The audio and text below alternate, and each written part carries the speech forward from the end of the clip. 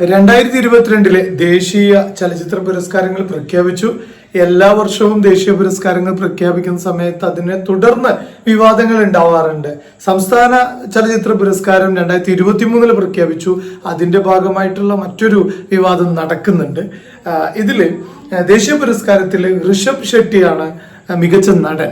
അദ്ദേഹത്തിന്റെ കൂടെ ഒരു വിവാദം ഉണ്ടായിരുന്നത് മമ്മൂക്കയാണ് അദ്ദേഹത്തിന്റെ കൂടെ നൻപകൽ നേരത്ത് മയക്കം എന്ന സിനിമയുടെ അഭിനയത്തിന് മമ്മൂക്കയും ഋഷഭ് ഷെട്ടിയും തമ്മിലാണ് മത്സരം എന്ന രീതിയിലൊക്കെ കുറേ ആയിട്ട് ഇതിന്റെ വാർത്തകൾ ഇങ്ങനെ പ്രചരിച്ചിരുന്നു. സത്യം എന്താണെന്ന് അറിയില്ല. പക്ഷെ ഇന്നൊരു വാർത്ത വായിച്ചു. ഇതിന്റെ ജൂറി അംഗമായിരുന്ന MB പത്മകുമാർ എന്ന് പറയുന്ന നമ്മുടെ മലയാളത്തിൽ നിന്നുള്ള ഒരു നടൻ, അദ്ദേഹം ഇതിലെ ഒരു നാഷണൽ ജൂറി അംഗമായിരുന്നു.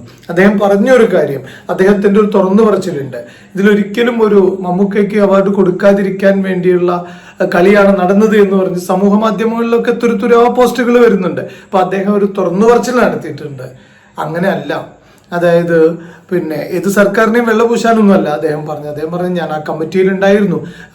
എനിക്ക് മനസ്സിലായത് 2022 സിനിമകളുടെ ലിസ്റ്റുകളിൽ മമ്മൂക്കയുടെ ഒരു സിനിമ പോലും ഉണ്ടായിരുന്നില്ല. ഇവിടുന്ന് ഒരു സിനിമ പോലും പോയിട്ടില്ല മമ്മൂക്കയുടെ.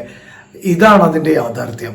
മുന്നിലൊരു സിനിമയുടെ ലിസ്റ്റ് അല്ലെങ്കിൽ സിനിമ മത്സരത്തിന് വരാതെ പിന്നെ എങ്ങനെയാണ് അവാർഡിൽ പരിഗണിക്കുക എന്നതാണ് അദ്ദേഹത്തിന്റെ തുറന്നു പറച്ചിൽ നമുക്ക് മനസ്സിലാവുന്നത്. അപ്പൊ എവിടെയാണ് തെറ്റുപറ്റിയിട്ടുള്ളത്, എവിടെയാണ് പ്രയാസം ഉണ്ടായിട്ടുള്ളത്, ചർച്ച ചെയ്യട്ടെ അല്ലേ?